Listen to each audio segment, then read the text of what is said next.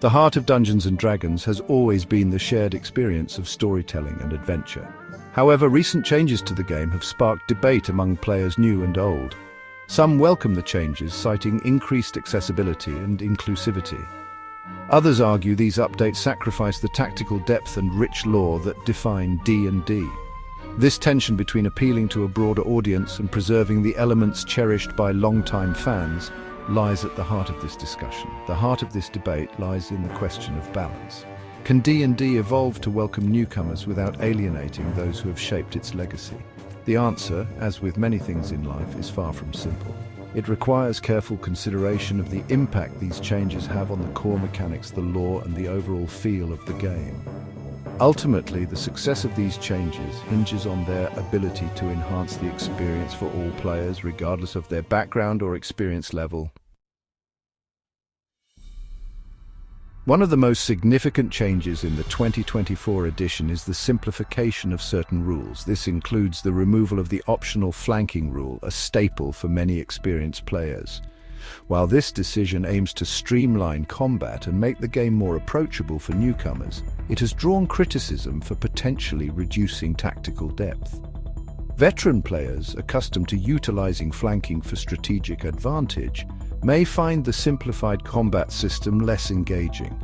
The simplification extends beyond combat with adjustments to character creation and abilities. The decoupling of certain abilities and traits from specific species allows for greater customization. While this offers players more freedom in shaping their characters, it may also lead to a sense of homogenization. The unique strengths and weaknesses traditionally associated with different species could become less pronounced, potentially impacting the game's strategic depth. Beyond the mechanics, the language used in D&D is also undergoing a transformation. The decision to replace the term race with species reflects a broader cultural shift towards inclusivity. This change aims to address concerns about racial stereotypes and create a more welcoming environment for all players. However, this shift has sparked debate about its impact on the game's lore and identity. Some argue that the term race is deeply ingrained in fantasy literature and mythology, and its removal feels like an unnecessary alteration to established lore. Others welcome the change, viewing it as a positive step towards creating a more inclusive and respectful gaming experience. The debate highlights the challenge of balancing tradition with evolving social sensibilities, prompting a broader discussion about representation and inclusivity in fantasy settings. The 2024 edition of D&D introduces several changes to the Monster Manual, a core component of the game. Some of these changes involve updating stat blocks and abilities to better align with the new rule set. Others go further, with name changes and even the removal of certain classic monsters. These alterations, while intended to refresh the game and address potential concerns of insensitivity, have been met with mixed reactions. The removal or renaming of certain creatures, while intended to promote inclusivity and address potentially problematic tropes, has been a point of contention. Some players argue that these changes erase familiar elements of D&D lore and homogenize the game's bestiary.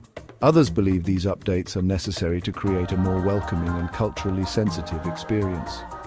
The debate surrounding the Monster Manual underscores the challenge of balancing tradition with the evolving expectations of inclusivity and representation in gaming, or at least that's what corporations believe. I maintain that the best way to appease easily offended people is by giving them a unique campaign world full of modern political beliefs and leave the rest of us the hell alone. The 2024 edition of D&D has made a controversial decision to remove orcs from the Monster Manual and place them in the player's handbook. This change raises significant questions about the lore and world building of the game. Traditionally, orcs have been depicted as a distinct race with their own cultures and territories. By integrating them into the player's handbook, it implies that orcs now live alongside humans and other species in a more integrated society. This shift prompts questions about the nature of orcish society. Do they have their own nations, or are they expected to coexist with other species in a modern, multicultural setting? The implications of this change are profound, as it challenges long-standing perceptions of orcs within the D&D universe. It also raises broader questions about how the game balances traditional fantasy elements with evolving social norms and expectations. Ultimately, the success of this change will depend on how well it is integrated into the game's lore and whether it enhances the overall storytelling experience for players. As players and dungeon masters navigate these changes, the community will have to decide how to incorporate orcs into their campaigns. Will they embrace the new integrated society, or will they stick to the traditional portrayal of orcs? The answers to these questions will shape the future of D&D and its evolving landscape.